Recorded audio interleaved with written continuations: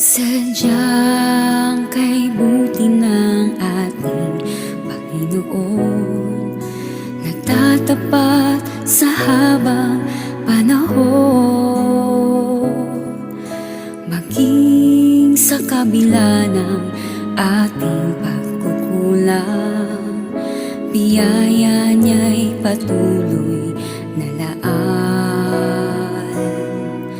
Katulad ng pagsinag ng gintong araw, patuloy siyang nagbibigay tanglaw.